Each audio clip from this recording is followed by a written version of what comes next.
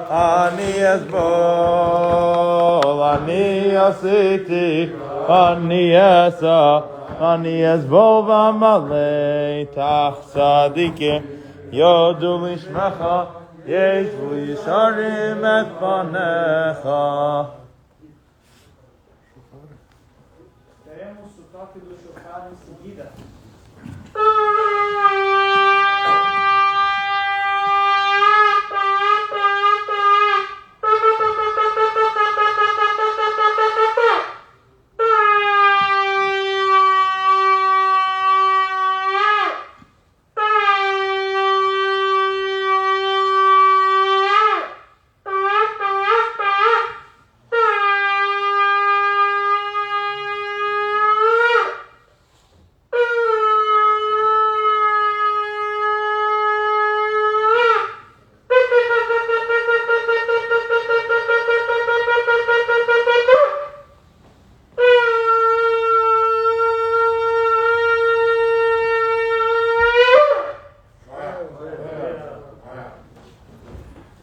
Vamos dedicar o estudo de hoje, Leilui Nishmat, para a elevação da alma de Shmuel Chaim Ben Mechle, por ocasião do seu Shloishim, também Leilui Nishmat, Shlomo Ben Bahia.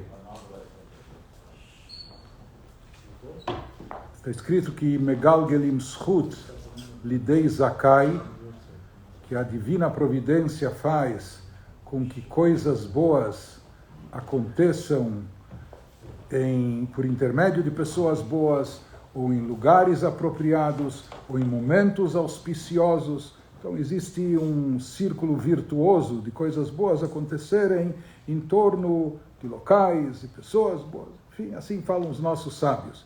Então eu queria só deixar registrado que o nosso estudo de ontem de conceitos de Teshuvah aqui, ele foi acompanhado por mais de 1000 pessoas, entre o Facebook e Instagram, etc.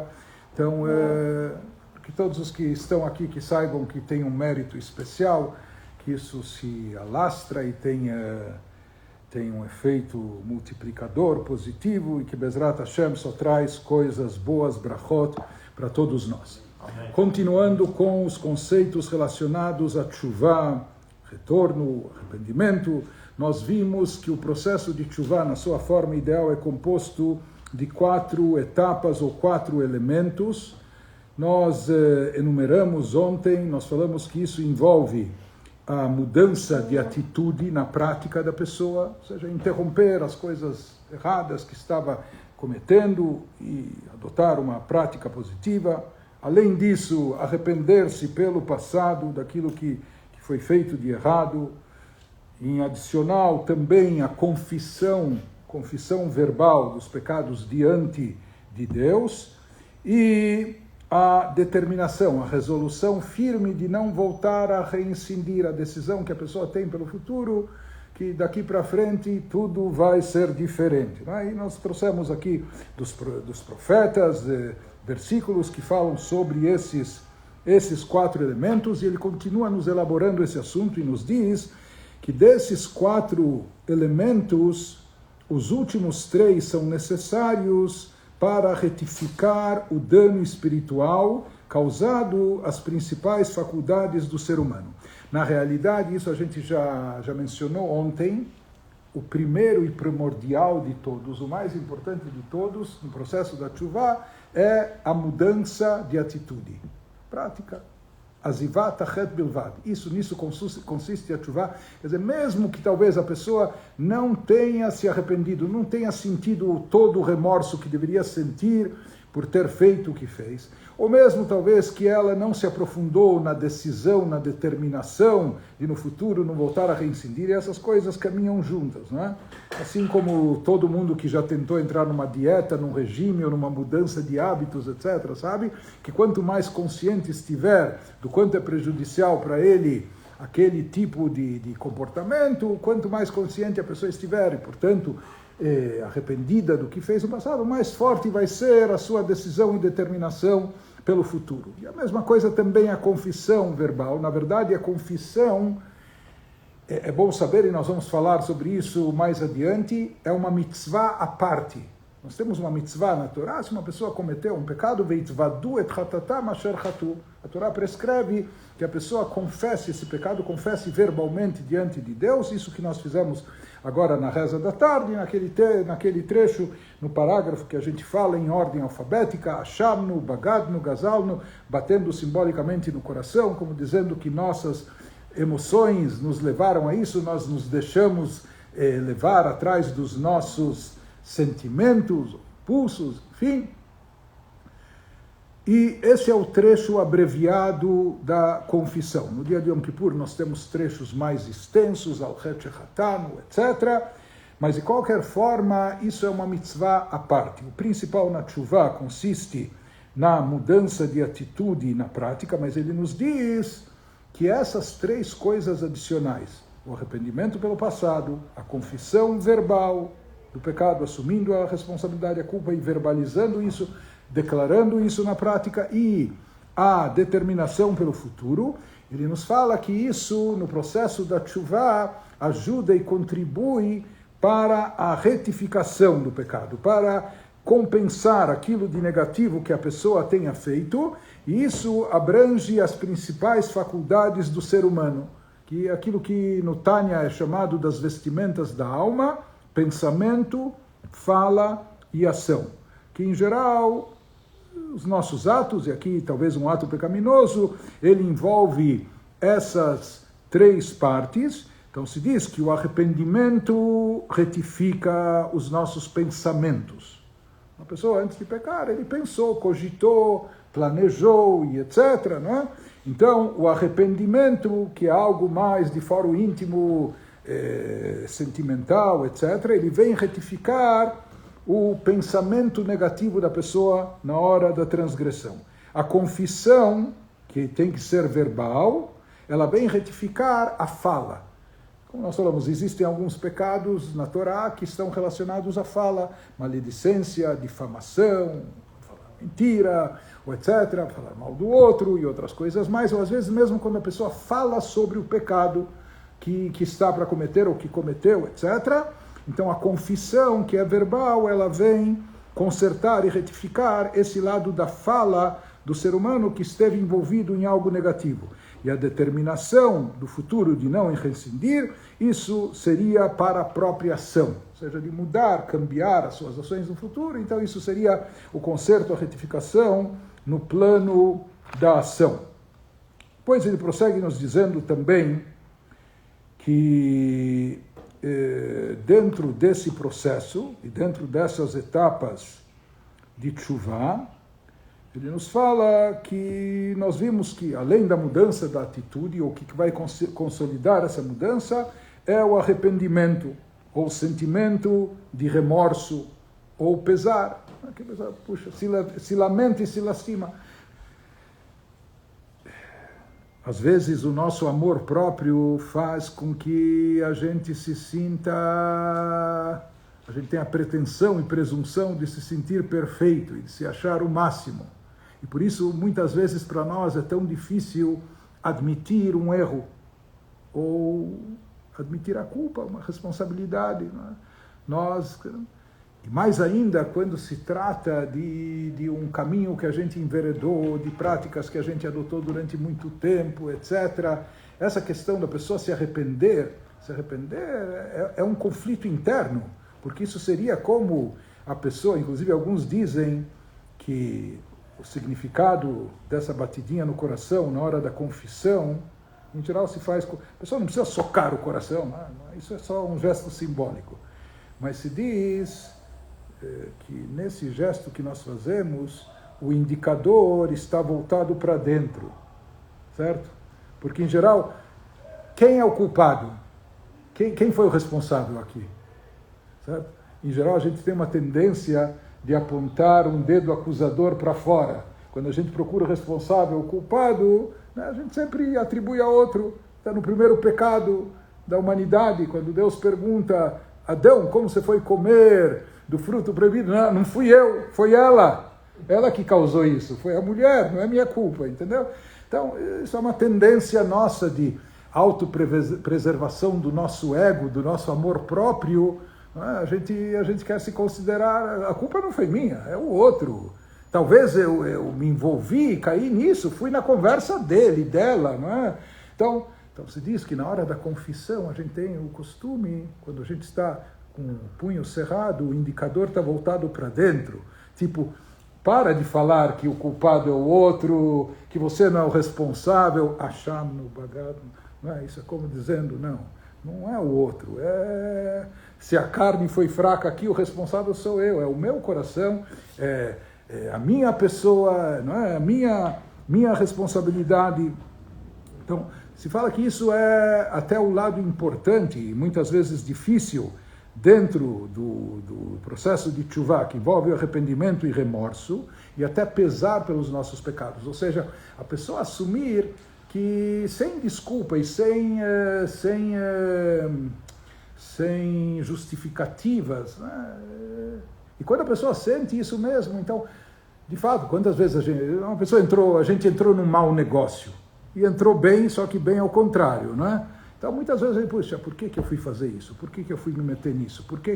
Não é? E às vezes a gente fica se corroendo por dentro e fica se comendo. Então, em geral, isso acontece mais com questões monetárias, financeiras, etc. Mas ele nos diz que no processo de tshuva, sentir arrependimento ou remorso é a pessoa sentir, está se lastimando. Por que realmente eu me envolvi com tudo isso? Isso que fala o profeta Irmiau, Jeremias, após ter me arrependido, senti o remorso. Ou seja, a pessoa sente esse remorso, esse arrependimento, isso faz parte do processo de tshuva. Por temor a Deus, uma pessoa deve ficar cheia de humildade. Por isso se fala também que o processo de tshuva envolve extrema humildade, porque essa dificuldade que a gente tem de assumir os erros, isso está associado a uma certa arrogância e petulância nossa, porque a gente acha que não, eu sou bom, não sou eu. Né? Nas coisas erradas, nas coisas boas sou eu.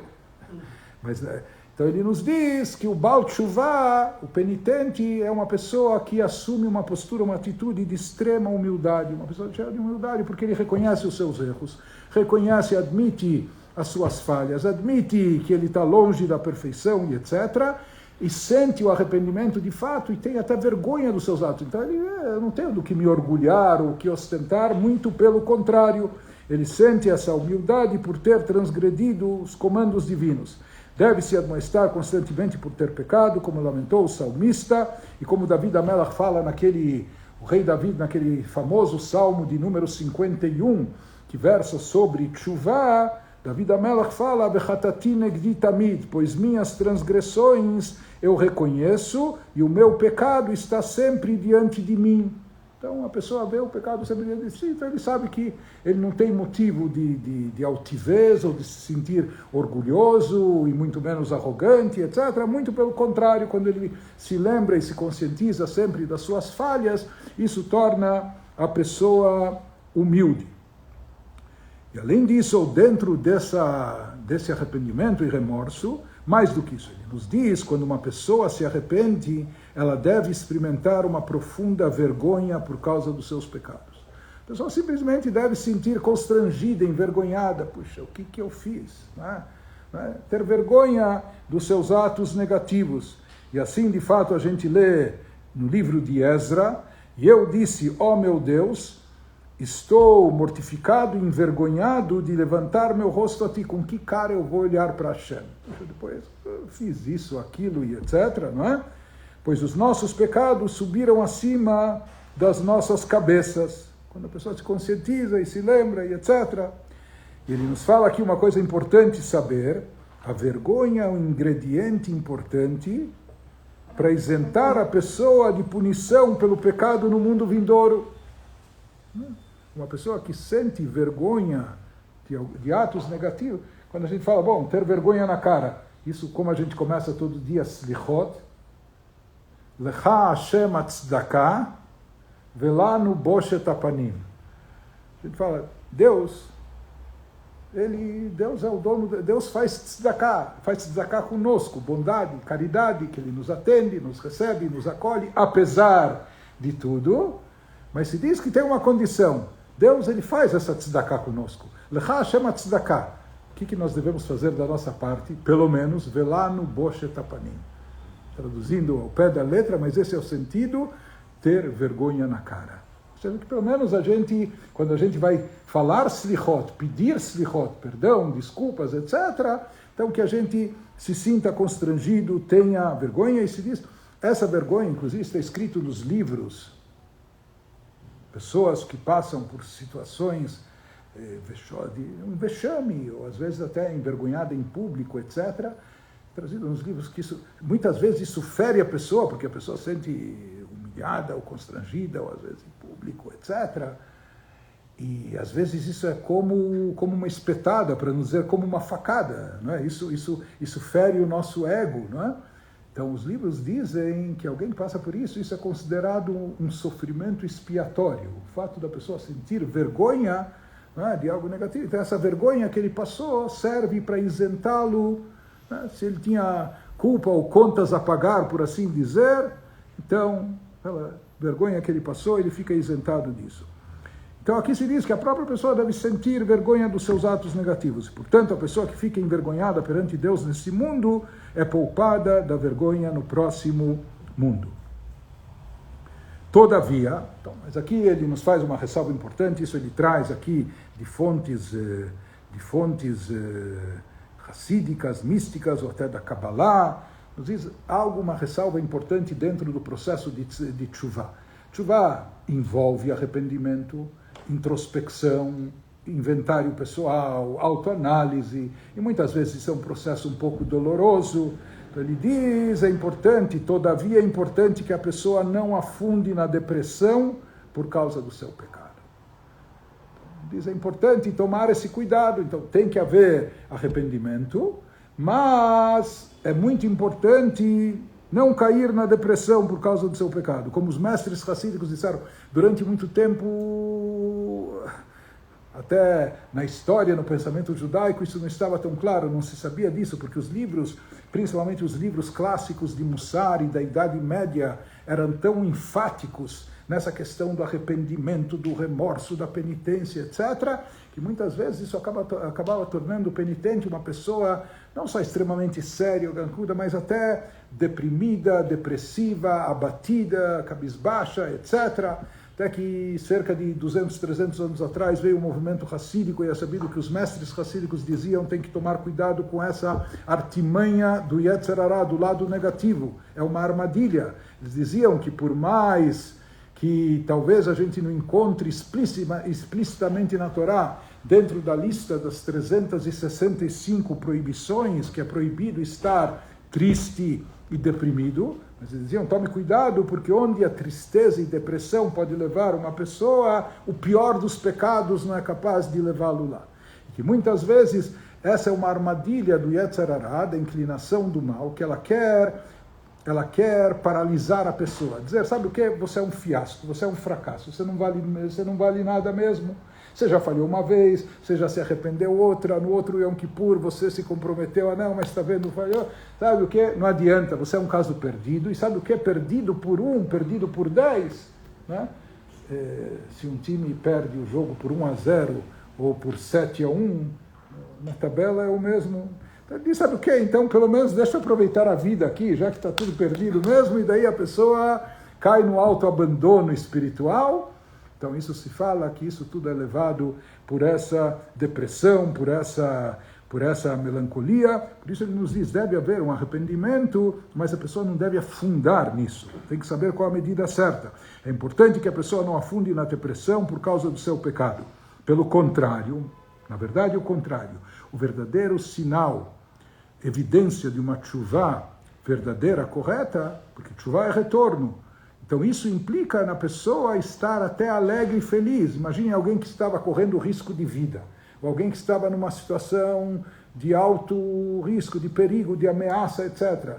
Quando a pessoa se livra disso, é claro que o seu coração está palpitando, etc., né?